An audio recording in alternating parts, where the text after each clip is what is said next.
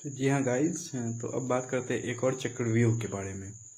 चक्रव्यूह बेसिकली क्या होता है, आप लोग सुने होंगे महाभारत के आसपास में, तो आप लोग को लगता होगा कि कोई षड्यंत्र होगा या कोई ज़्यादा शक्तिशाली तरीके से लड़ा जाता होगा युद्ध, या फिर कुछ और तरीका होगा। बट कुछ लोग सही भी गेस करते होंगे कि सेना का एक अरेंजमेंट होता है खास। इसका मेन टारगेट होता है कि जो उसमें जो सेना नायक है विरोधी दल का, उसका सेनापति उसे पकड़ लेना और उसे बंदी बना लेना।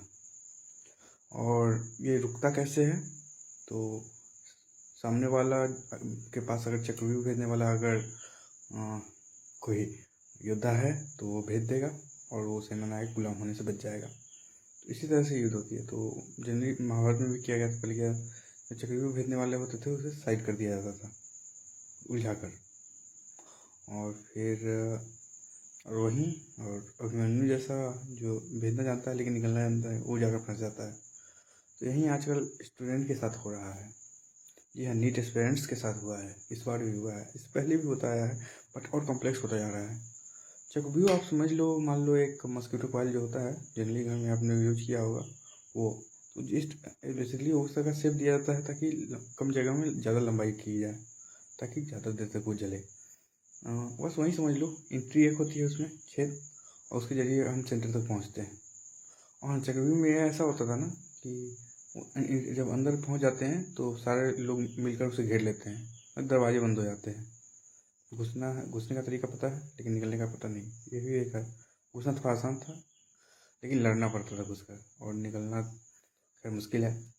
तो बस। और चक्रव्यूह की एक और ख़ास बात होती है, जिस तरह से कोई चक्रव्यूह भेजने वाला जब उसे भेजने जाता है तो खुद लड़ते लड़ते थकेगा, लेकिन उसमें हम लड़ते लड़ते आगे बढ़ेंगे, लेकिन अंदर कोई नया सेना का आर्मी मैन होगा जो कि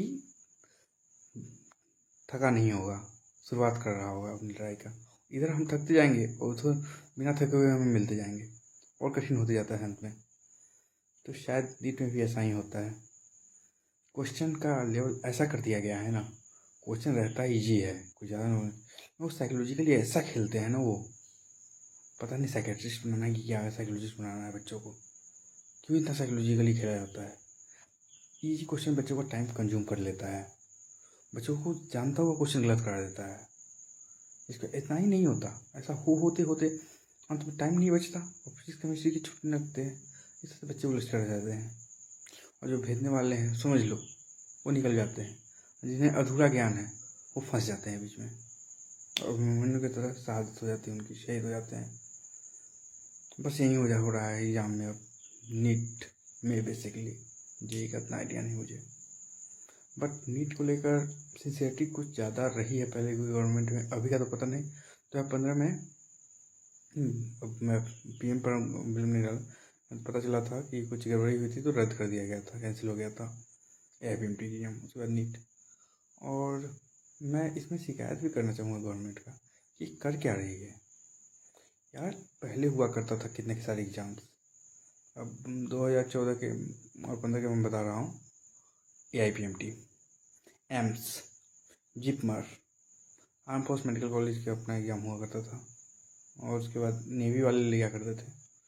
इसके अलावा स्टेट PMTs और भी कुछ रिपोर्टेड प्राइवेट कॉलेज लेती थी, और साउथ इंडिया में भी केरला PMT, CVT वगैरह चला करता था। तो एक, और इसको हटा दिया गया 2013 में हटा, बट कम्प्लीटली नहीं हटा। उस टाइम ऑब्वियसली कांग्रेस की गवर्नमेंट थी, बट क्या हुआ क्या, बट वो लागू हुआ, लेकिन उसके साथ साथ बाकी एग्जाम लागू हुए हैं। बस AIPMT हट गया था उसकी जगह, और कुछ प्राइवेट कॉलेज शायद नहीं लिए थे उस साल, डिटेल मुझे नहीं मिल पाता इन्फॉर्मेशन। बाकी फिर अब आ गया था 2016 में, 2015 में एक बार कैंसिल हो चुका है नीट, AIPMT सॉरी। 2016 में जबरदस्ती लागू कर दिया गया, मतलब स्टेट लेवल बच्चों ने फॉर्म भरा, उनका पैसा रिफंड वगैरह कुछ नहीं हुआ, पहुँच गया। एक एग्ज़ाम एक होगा, प्राइवेट कॉलेज वाले भी सर एग्ज़ाम एक होगा। उसके बाद होता क्या है, एग्ज़ाम एक हुआ तो बच्चों ने शोर मचाया, एग्ज़ाम हो गया, और बच्चों ने शोर मचाया कि ये हमारे साथ गलत हुआ है, हम अपना प्रिपरेशन सही से कर नहीं पाए इन सब चक्करों में। तो बात मानी गई, और फिर जुलाई में सेकेंड एग्ज़ाम हुई। जो कि पहले के पेपर से थोड़ी टफ थी, और 2015 में भी हुई थी। जो कैंसिल के बाद दोबारा वाली हुई थी वो टफ ली गई थी, पता नहीं ये क्या है। फिर अभी इसमें क्या होता है 2016 वाले में कि टफ ली गई, और साथ में ये नियम बना दिया गया, पहला वाला एग्ज़ाम दिए हुए कोई स्टूडेंट अगर सेकंड देता है तो पहला का अपने आप कैंसिल माना जाएगा। मतलब कि कोई ऐसा है जिसका पहला अच्छा चला गया है और सेकंड देता है और ख़राब चलाता है, तो उसका सेकंड वाला ही माना जाएगा। तो इस तरह से ठीक भी है, उसी बच्चे का अच्छा गया है, वो बस चांस लेना चाह रहा है कि अच्छा आ गया तो वो हो जाएगा, तो ये तो उसके लिए जो ठीक है। बट इसके साथ साथ सारे एग्ज़ाम ख़त्म हो गए, लेकिन फिर भी एम्स और जिपमर थे, बाकी सारे ख़त्म हो गए। सोच लो बच्चों के साथ कितना, एक एग्ज़ाम है और स्टेट लेवल सब ख़त्म हो गया, उसमें भी नीट के बेसिस पर एडमिशन होने लग गया। फिर आगे आते हैं हम सेकेंड बात कि 2020 में एम्स और जिपमर भी ख़त्म कर दिया गया, और 2019 में ये बात सोची गई थी कि 2 बार होगी जेई मेन की तरह, और 2020 से शायद, या नहीं सॉरी 19 से ही दो एग्ज़ाम होने लग गए थे जेई के, एक जनवरी में एक अप्रैल में। नीट के लिए वैसे ही कहा जाए 1 फरवरी में और 1 मई में लिया जाएगा, बट ऐसा हुआ नहीं। बच्चों के लिए आप एक एग्ज़ाम कर दिए हो, एक एग्ज़ाम होने की वजह से क्या हुआ, एम्स का टफ हुआ करता था जिसमें एसेशन रीजन होते थे जो कि काफ़ी टफ माने जाते थे। आते हुए क्वेश्चन बच्चे बच्चे क्लियर कर देंगे फर्स्ट और सेकंड ऑप्शन वाले में। ऐसे सिचुएशन हो जाती है, उसमें आपने ऐसा कर दिया कि वो ख़त्म, उसके उस चक्कर में नीट का लेवल को बढ़ाना पड़ेगा, क्योंकि एम्स में भी एम्स और जिपमर जैसे कॉलेज में इसी से एडमिशन होगा। उसके बाद हुआ क्या, इसके साथ में और भी गड़बड़ी ये हुई, जो जिन बच्चों का बायो थोड़ा वीक रहता था और फिजिक्स केमिस्ट्री काफ़ी स्ट्रॉन्ग हुआ करती थी, उन लोग एम्स के लिए श्योर रहते थे कि ये हमारी है, क्योंकि उधर मार्क्स परसेंटाइल बढ़ा देगा फिजिक्स केमिस्ट्री। बट यहाँ पर और थोड़ा जीके जीएस भी था उधर, और रीजनिंग भी, और तो उधर भी श्योरिटी थी कि यार ये तो नॉलेज भी तो मेरे मार्क्स ही बढ़ा रहे हैं। बट यहाँ हो गया यार 25 और फिर 25 मतलब फिजिक्स केमिस्ट्री बायोलॉजी जूलॉजी और बॉटनी, तो ऐसा कर दिया गया। तो यहाँ पर वो हो गया, यहाँ बायो स्ट्रॉन्ग होनी ही चाहिए। और साथ में ये भी बात हो गई कि अब जीके जीएस का चक्कर है, तो एक सुनने में अच्छा लगता है कि चलो एम्स जैसे एग्जाम में नीट के जरिए ही मिल जाएगा। पहले नीट में कितना भी अच्छा मार्क्स आ जाए एम्स तो नहीं मिलता था ना, एम्स जो कि फर्स्ट कॉलेज है, तो सही लग रहा है, चलो ठीक है। लेकिन इसके जगह में जहाँ फ़ायदा 1 हो नुकसान 99 हो, तो उससे फ़ायदा तो नहीं माना जाएगा ना। तो ये इतना हुआ, फिर आगे होता क्या है, अब एक ही एग्ज़ाम कर दिया गया, टफ किया गया, बस वो गड़बड़ जाती है तो बच्चे का साल बर्बाद, फिर अगले साल की प्रिपरेशन करो। और कॉलेजेज बढ़ रहे हैं, मानता हूँ बढ़ रहा है, लेकिन जिस तरह से बच्चे बढ़ रहे हैं उस तरह से कॉलेजेज नहीं बढ़ रहे हैं, और इंजीनियरिंग और बाकी दूसरे जॉब्स में जॉब घट रहे हैं, तो लोग सारे बच्चे मेडिकल के पीछे भाग रहे हैं, ये भी हो गया है। तो उधर घटने से इधर कर पा रहे हैं। फिर अब है क्या भाई, इतना तक है, फिर भी अब बच्चा किसी तरह से कर कर, और प्राइवेट कोचिंग जो है इसकी वो कितने महंगे है वो देख लो आप। साथ में अब फ़ायदे कुछ एक हैं कि एज लिमिट नहीं है, चांस बहुत है मिलते हैं, ये सब है फ़ायदे। और कुछ एक और फ़ायदे किए गए हैं, जैसे लाइक पहले जूलॉजी बॉटनी मेंशन नहीं होता था, अब मेंशन है। दूसरा है कुछ अथी ग्रुप ए ग्रुप बी कर दिया गया है, और जो बी में 15 में से 10 ही बनाने होते हैं कोई भी सिलेक्ट करके, वो भी अच्छा किया गया है। बाकी टाइम भी इसमें बढ़ाएगी, वो भी अच्छा है। बट फिर मैं वही कहूँगा, एक फ़ायदा 99 नुकसान, तो उसे फ़ायदा नहीं कहेंगे। फिर ऐसा है, इतना है, और फिर लेकिन ये तो सभी स्टूडेंट के साथ हुआ ना, तो फिर और इतना होने के बाद भी पता चले स्कैम हो जाए, बेईमानी हो जाए, जो कि इस बार हुआ है। 67 बच्चे के 720, मतलब उन 67 को भी एम्स दिल्ली नहीं मिलने वाला, क्योंकि इसमें फिर आरक्षण वगैरह का मामला होता है। और पता चल रहा है कि उसमें से 8 बच्चे एक ही सेंटर के हैं जिन्हें पहले क्वेश्चन आउट हो गया था। और जब पहले 2015 से कंपेयर करें, जब क्वेश्चन आउट हुआ था तो एग्जाम कैंसिल हुई थी, तो इस बार क्यों नहीं हुआ, होनी चाहिए थी। हल्ला हुआ, कुछ नहीं हुआ। फिर दोबारा निकलता है 1 तारीख को OMR, उसमें बच्चे नंबर मिलाते हैं तो कुछ और आता है। फिर ये लगे हाथ 4 तारीख को रिजल्ट निकाल देते हैं। जब देखते हैं, जब ये रिजल्ट आता है लोकसभा इलेक्शन वाला, तो उसमें देखते हैं कि नहीं, अब जैसे अब हो रहा है कि अरे यार तो रिजल्ट काफ़ी कॉम्प्लेक्स आ रहा है ये, मतलब कि जिस पर चर्चा हुई कम से कम मीडिया में 1 सप्ताह तक बात बनी रहेगी, इसी बीच में रिजल्ट निकालते हैं।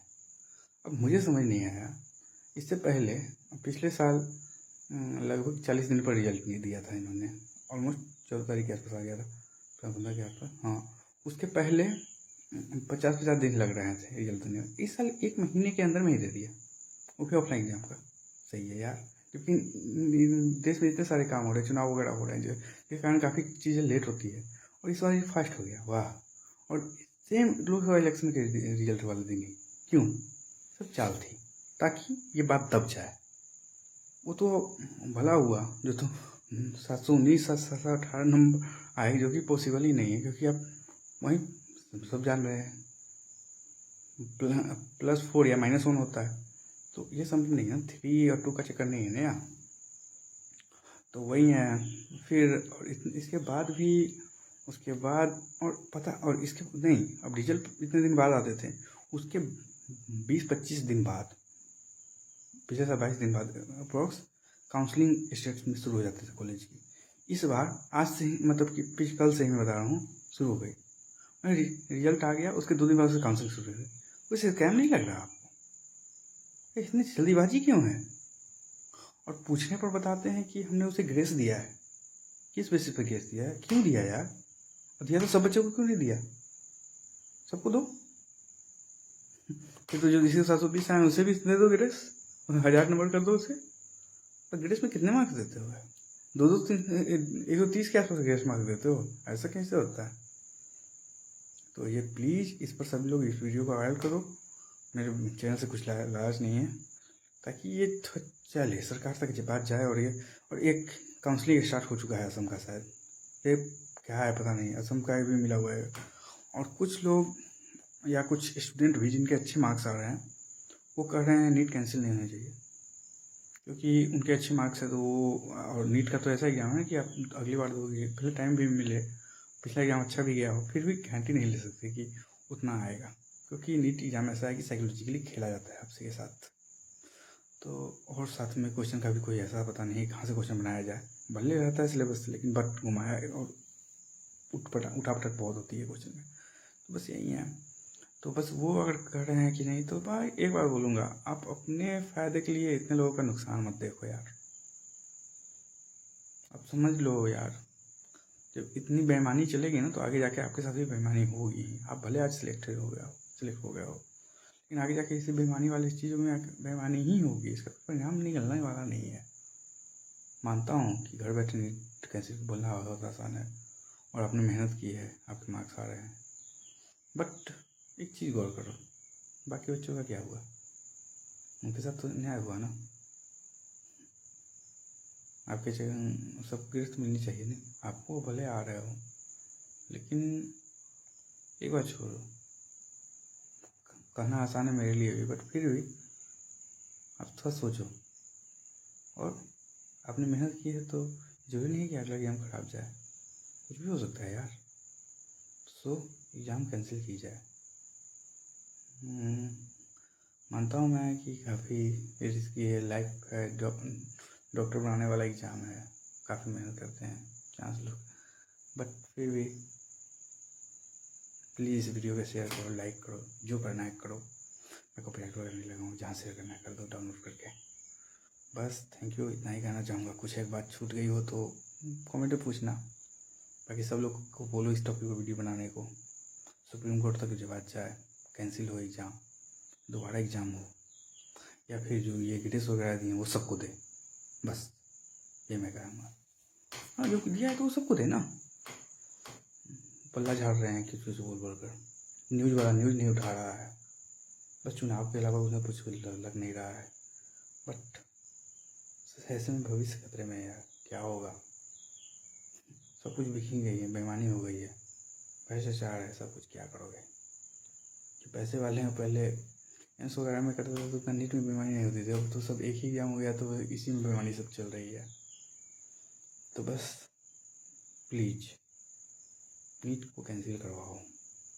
कुछ किसी काफ़ी लोग गूगल वगैरह फॉर्म भर रहे हैं, मैं भी यहाँ पर लिंक अगर मुझे मिलेगा डाल दूँगा, प्लीज़ उसमें जाकर ज्वाइन हो जाओ प्लीज़। आवाज़ बुलंद करो। Thank you.